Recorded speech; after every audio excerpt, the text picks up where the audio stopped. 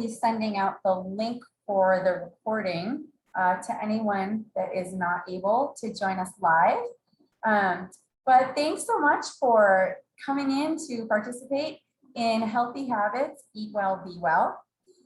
So some of you may have seen, I gave a presentation in different locations last week, and some locations it was a couple weeks ago, just called Healthy Habits, How to Make Them Stick. And that was kind of a high level overview of what this 6-week program is going to be. So I'll kind of review that a little bit and talk about the purpose, what we're here to do. Hopefully anyone who has signed up or is showing up for these sessions means that you're hoping to make some kind of life change, whether it's breaking a habit that you don't like or adopting a new habit or just trying to make some kind of change in your life. So the purpose for this whole campaign is to provide that framework for behavior change, to really help to what I call promote an environment of success, where I can help you make sure that you've got the tools you need to actually be able to accomplish what you set out to do. So some of the things that we're going to look at, Exo specifically operates in 4 major pillars, which are mindset, movement, recovery, and nutrition. And we're going to address all of those throughout the 6 weeks. Today, we're going to focus mostly on motivation and helping to understand the why behind what we do. But we're going to get into all of that. Next week, we're going to dive deep into goal setting, some really great strategies for how to adopt new habits and break old ones. After that, we'll get into the nutrition, the recovery, the movement, and all of that. So every week, I will be providing, of course, a live session. There will be more than one option, but I know the times don't work for everyone. So they will always be recorded, and I will absolutely share those recordings afterwards. I will also be sending out weekly some supporting materials. So expect those later today. So there's a worksheet that we'll talk about a little bit that I will be sending out, as well as some weekly action items. So some things to kind of keep you on track to work on. And for those of you that wanted to be part of a team, that is not a requirement by any means. But if you wanted to be part of a team, that's some of the things that the weekly action items, you're going to be supporting your teammates. And I kind of hope you do, even if not. The accountability piece is so huge when you're trying to adopt habit change and the support from other people. So even those that didn't want to be part of a team, if you want some accountability with me, I'm always going to be available to all PayPal employees, but especially during this 6-week program, to set up one-on-one consultations if you want that, to give you a little bit more guidance, a little bit more structure if you need it. And if you're just not sure where to start, I'm happy to help anyone and everyone as much as necessary to help give you those tools that you need to, again, make those changes that you would like to make long-term. My goal is to empower you with the tools that you need, the tools and the resources you need to not only make intentional choices, but help you reach your goals. So let's do a quick review. So healthy habits. I love this quote though, perfection is not required for progress. I think that's really important to remember because it's really easy to think about, well, if I'm not going to be able to do this just the way I want to, then I'm going to put it off. But that's not the case. As long as we're moving forward, we'll continue to make progress. So I'm just going to touch really quick on mindfulness. I talked a little bit about this last week.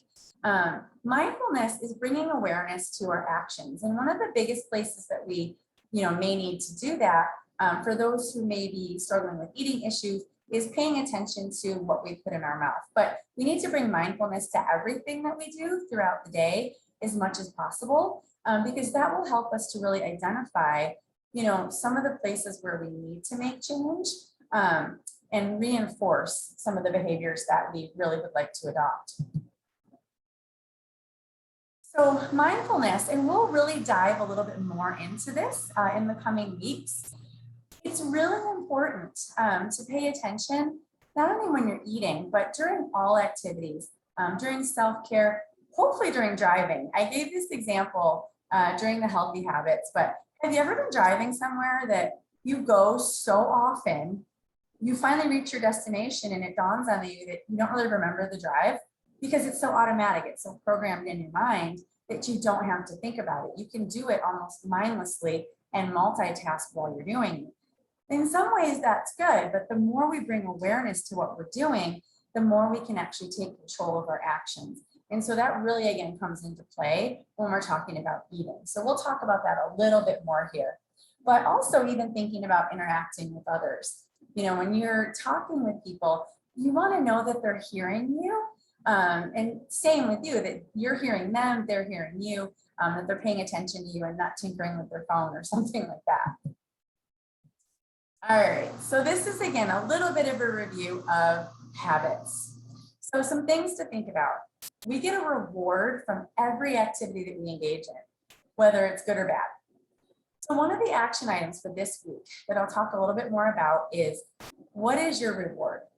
So that's not necessarily a bad thing. You know, we have a habit, hopefully, of brushing our teeth. What's the reward? We don't have cavities. You know, we have a habit of hopefully making dinner. What's the reward? We're not hungry. Putting our shoes on. You know, there's a reward to everything we do.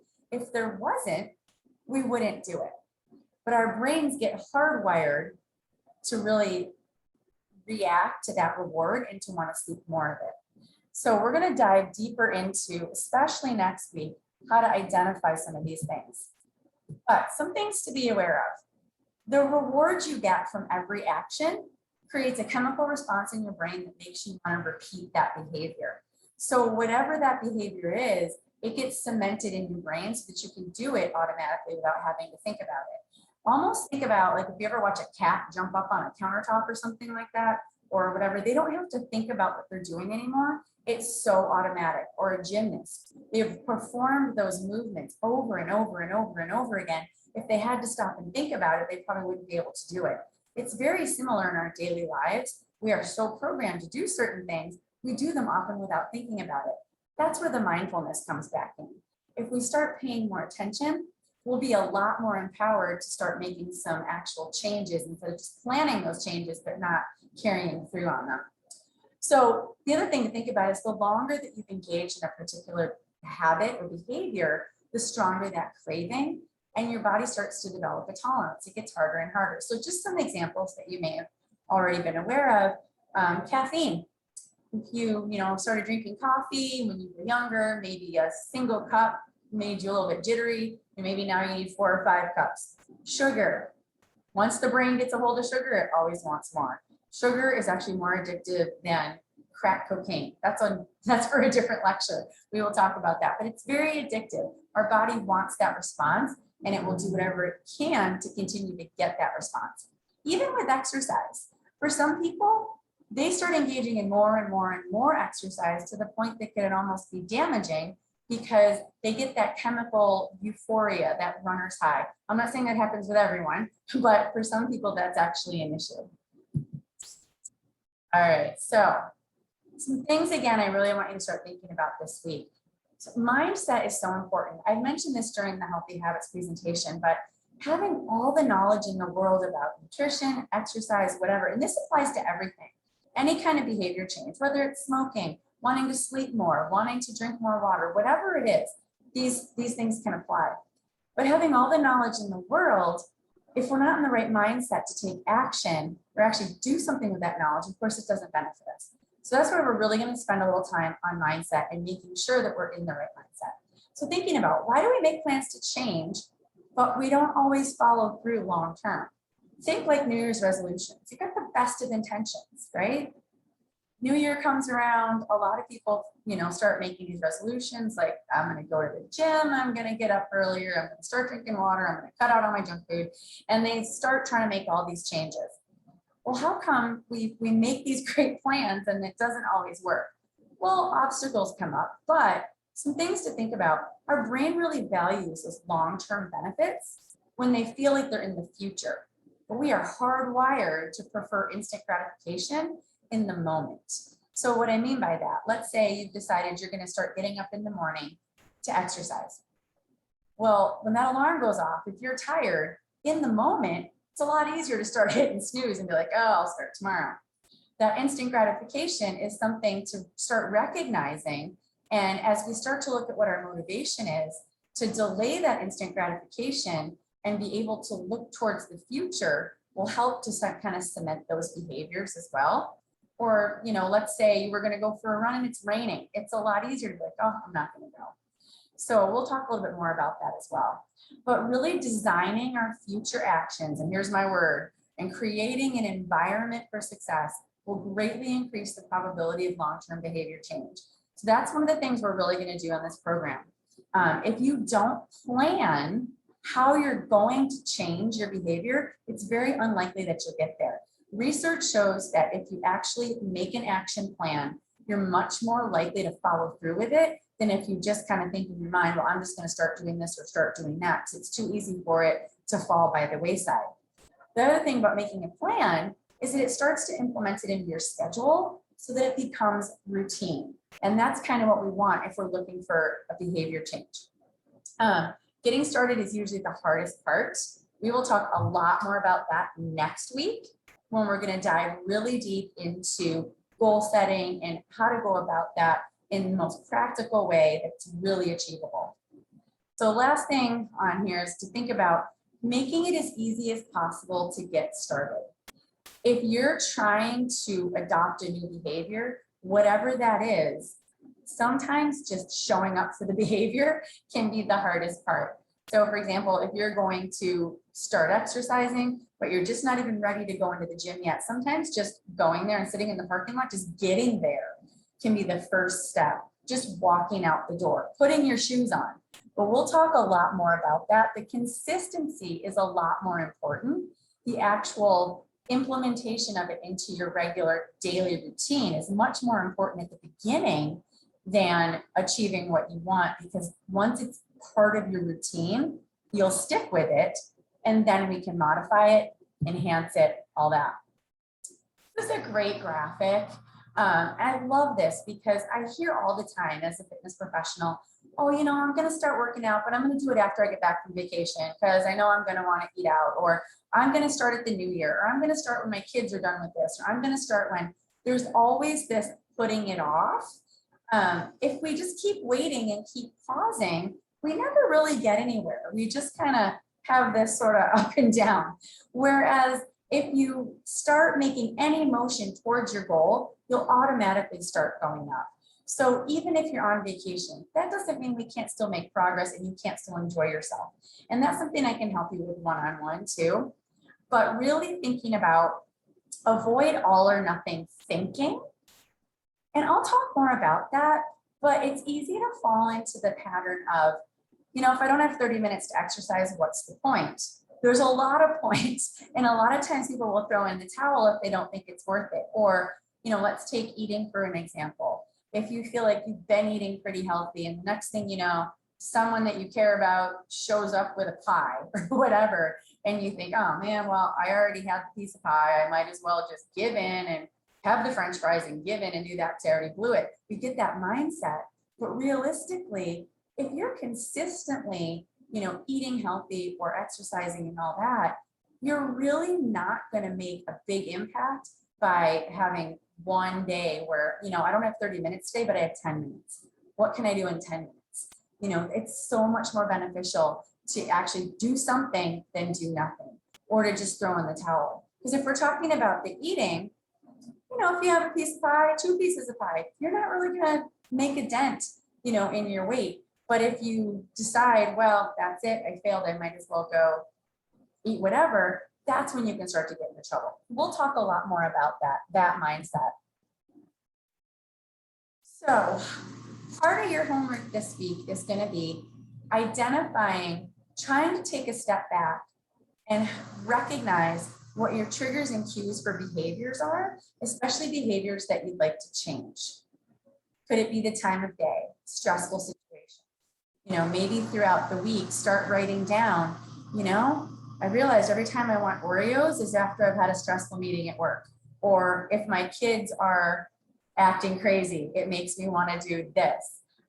Work from home has thrown an entire monkey wrench into everything, but stressful situations can make us feel overwhelmed and out of control. And so sometimes that can trigger behaviors that we'd rather not engage in because it makes us feel like we're in control. So this week, I just want you to kind of bring some awareness. If you find yourself continually doing something that you've over and over said, man, I'm going to stop doing this. Tomorrow, I'm going to stop doing this. Tomorrow, I'm going to cut back on this. Kind of notice what prompts you to continue to do it and what reward you get from it. Does it make you feel, does it give you a feeling that you're looking for? We'll talk more about that in a second. So some of the other triggers could be nostalgia. What I mean by that is, I've heard a lot throughout my fitness profession and wellness coaching and teaching and training and all that. Sometimes people will recognize, when I was a kid and I had a bad day at school or whatever, when I would come home, my mom would bake me cookies, or my mom would give me chocolate, or she'd take me out for ice cream or something like that. And some of those food rewards start to bring people back to a time when they were younger, more innocent, safer. Sometimes people aren't even aware of it until they really stop and think about it. And this doesn't necessarily mean nostalgia, but I had a client one time that he was really overeating and had gained a lot of weight, but he had quit smoking and he had quit drinking and he had been sober for a long time and felt like he was doing well. And he really had a hard time getting a handle on the eating after a while. He put on a lot of weight when he stopped smoking and stopped drinking. And it finally occurred to him one day as we kind of started digging into this. He said, I finally realized that in my mind, I was making it okay to eat whatever I wanted because at least I wasn't smoking and I wasn't drinking. And once he cognitively recognized that, we were really able to take some steps to help him modify that. And he started losing weight and started feeling so much better. So again, we're gonna talk more about that, but really becoming aware of why we do what we do can help us take steps to change it. Anyway, some associations, I do want to throw that out there too. Going places, certain places will make you want things like the movies. Not that, maybe we're going to the movies now or we're not, but if that's something that you kind of think in your mind, you walk in, there's the smell, but there's also the association of, oh, if I'm watching a movie, I got to have this. It's an association in your mind. And if we can identify those things, sometimes we can introduce some substitutions or things that will help you kind of migrate away from that. Anyway, okay. So starting with mindset, again, I've talked about that quite a bit.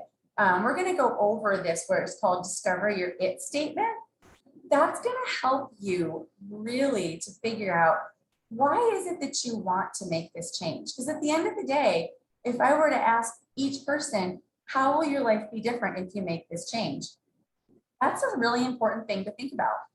Because if your motivation is emotional, if it's tied deep, that motivation will help you when obstacles come up, when things start to, get in your way or throw you off track.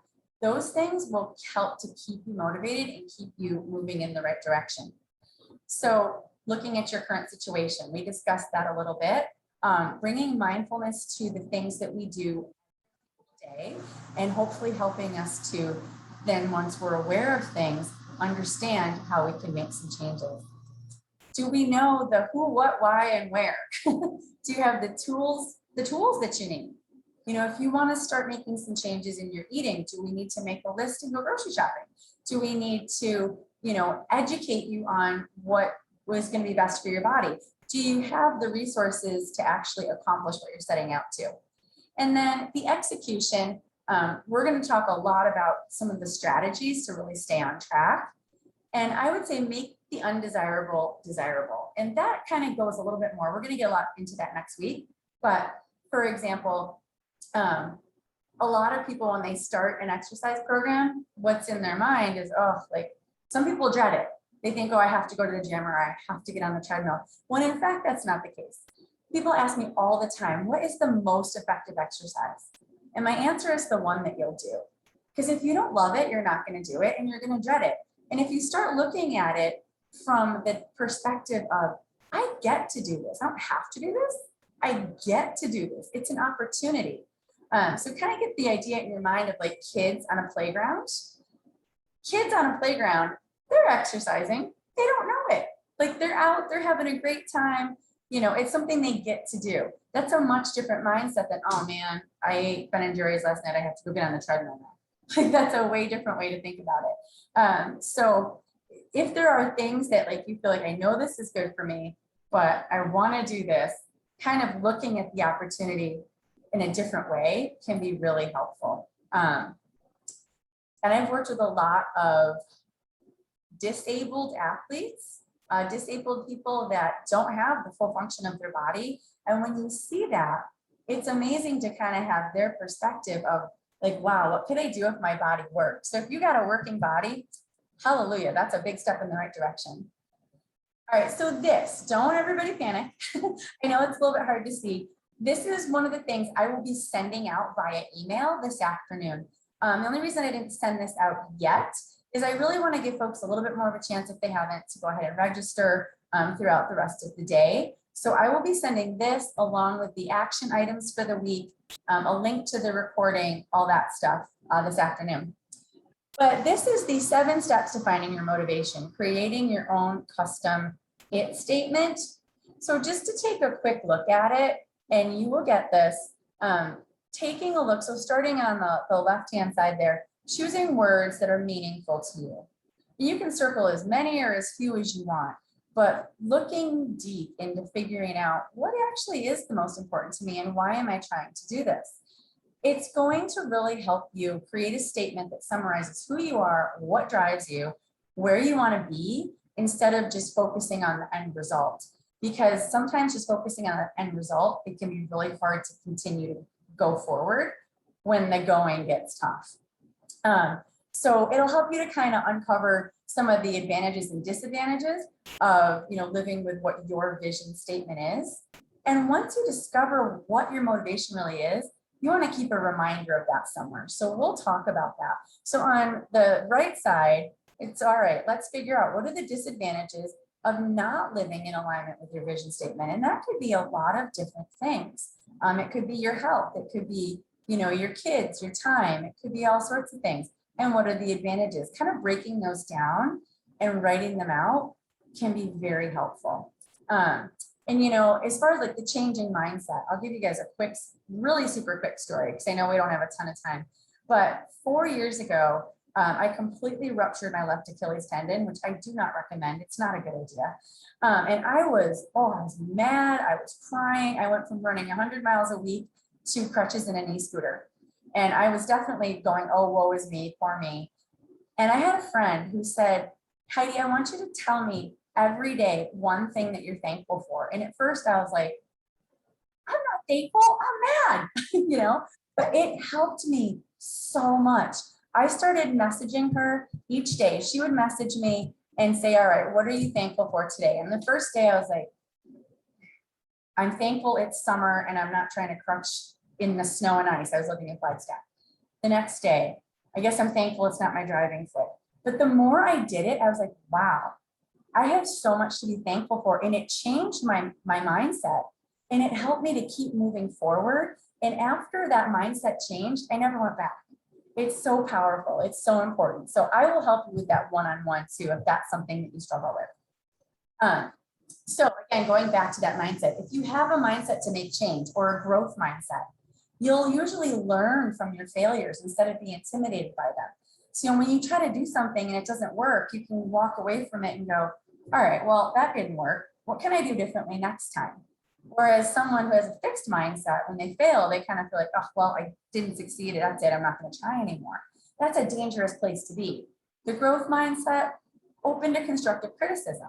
And that's where we definitely want some accountability about, hey, if you've ever tried this way or tried that way, if you might need suggestions or you might work well with suggestions from others on how you might take a different path than what hasn't worked in the past. The growth mindset is going to seek those tools that you need in order to make change, willing to put in the effort because it does require effort. It's not just that easy. I've met lots of people that are like, I want to lose weight and I'll try whatever diet pills out there, but I don't want to exercise and I don't want to eat better. Okay, well, at least you're honest, and if that's where you are, then you're not in a place to make change yet. There needs to be something else motivating you at that point. And figuring out your motivation, if you need something to strive for. So let's say, you wanted to start walking or you wanted to start jogging. Some people work really well if they do one of these races or events that's like a fundraiser. So they're doing it for someone else other than themselves. Maybe that's you. We can help you figure that out. But anyway, that growth mindset knows that, all right, what I want, there's a way to get there. I'm going to find it. and I'm going to do whatever I need to find that. Seeing challenges as growth opportunities. So kind of start thinking about that this week. The fixed mindset, again, tends to look at challenges as something threatening, not really open to feedback, tend to blame situations like, well, my parents were like this, so I'm going to be like this, kind of getting stuck in that, thinking they can't move forward. Really, they can't. It's just a matter of what those steps are, and remembering that getting started is actually harder than engaging in the behavior. So we're going to look at ways to make the getting started part as easy as possible a lot more next week. All right, and I will wrap it up in the next few minutes, I swear. Identifying obstacles. So that's what we just kind of talked about. If your goal is something you failed at in the past, that's okay, because it helps us to improve and make a plan for success. Did you know that when Thomas Edison invented the light bulb, he failed at it miserably like 240 times before he actually got it right? And he never got discouraged. Every single time I was like, well, I guess that didn't work. Now I'm going to try this. And if he had given up, maybe someone else would have invented it, but think about that. Michael Jordan was actually cut from his high school basketball team. I don't know how many times. If you're a Michael Jordan fan, you probably know that. But he never gave up. He knew he had the potential, and he kept persisting until someone else saw it. So let's think about that. So if your goal is something that you've not been able to accomplish before, I want you to really think about what has gotten in the way of it and how you can make a plan to avoid that this time. And that's something that, of course, I can help you with as well. Oh, this is a great quote. Whatever we plant in our subconscious mind and nourish with repetition and emotion will one day become reality. That's why discovering your personal motivation is so important. We want it to have an emotional tie, and we want it to be something that you can incorporate, of course, into your everyday life. So common barriers. I'm not going to spend too much time on this because I know we only have a few minutes. Usually it's time and motivation. We're going to unlock that motivation piece a lot. And then time, it's hard. So next week, we'll talk a lot more about how, if you are stuck in time, how can we not only prioritize it, but maybe couple some things together so that you can accomplish more with less time. We will get into that. So here I just threw in some examples, but I will send this out to you. I'm sure you can think of potential barriers to changing eating habits or barriers to exercise. Time, not thinking you have the equipment you need, but I can tell you in this whole work from home environment, you can do a lot with nothing. So I can certainly help you with that if that's part of it. But again, these things apply to anything you're trying to do. So it does not have to just be food or just exercise by any means. We're going to look at, what if you want to learn to play an instrument? What if you want to start going to bed earlier, whatever that may be. But we're going to look at all these different potential barriers. But take a lot of notice this week of what your own personal barriers are and start writing them down. All right. So having a plan will set you up for success. In the moment you have an unexpected obstacle or resistance, deciding ahead of time whether instant gratification is more important or knowing that you can overcome is going to be huge. That instant gratification is very hard to resist. So deciding ahead of time, all right, when an obstacle comes up, I'm not going to do that. I'm going to go this way. That can be very challenging, but if you make that decision ahead of time, then in the moment, when you're tempted for whatever it is, and I find this a lot with folks that eat out, if they don't plan ahead of time, what they tend to do is, get to the restaurant, like something smells good, they want to order what everyone else is eating. If they haven't already decided, I'm going to do this, it's easy to kind of just go with the flow. Or if you haven't prepared your lunch in advance, it's really easy to just go get whatever smells good. So we'll talk more about that, but just some ideas to throw out and to be looking at and thinking about yourself. All right, so weekly action items. And again, I am sending this out, so don't panic. You don't have to get a pen out. You don't have to write this all down. I will be emailing it out. Again, I just wanted to give folks a little more time to register. And those of you that wanted to be on a team, I will send out team information later as well. Piece of homework number 1 is going to be that whole worksheet I looked at, the 7 steps to finding your motivation. So really, if you're not going to be on a team, it'll just be, hey, let me know when you finish that. You don't have to tell anybody what your actual it statement is unless you want to. Okay, that's up to you, but just that you completed it.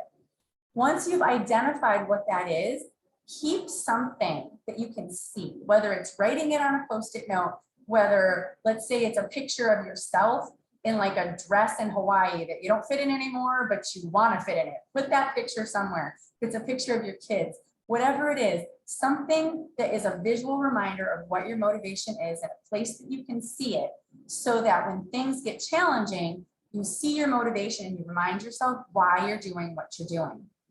When you identify anything that motivates you, a cue or a trigger for a behavior, write it down somewhere, keep track of it. Think about barriers, think about things that are gonna mess you up, because life's gonna happen. Your kids are gonna get sick. It's gonna be raining when you wanna go outside. Stuff's gonna happen. Brainstorm these things, write them down. You're gonna journal a lot this week. And those of you that wanted to be part of a team, one of the big things that I just want you to do to be accountable to your partners is, whether it's in Slack or on Teams or however you want to do it, just share and encourage each other. Like, hey, I discovered this motivates me. Like, whenever so-and-so is grumpy at work, I want Oreos. Or whenever, whatever it is, share those things with your teammates so that they can help encourage you and maybe help make suggestions like, hey, that happens to me too, but I tried this and it worked. That's one of the big reasons for community. And we know that if you want to make lasting behavior change, being part of a community where you have support greatly increases your chances of success. So that's one of the important things. So the last thing, and then I got to jump because I actually have class in 2 minutes. If anyone wants to join me, I'm doing full body stretch in 2 minutes. It's on your calendar. But this is a great quote. The author, James Clear, he wrote the book Atomic Habits, which we are going to utilize that a lot. The key, if you want to build lasting habits that last, is to join a group where the desired behavior is the normal behavior.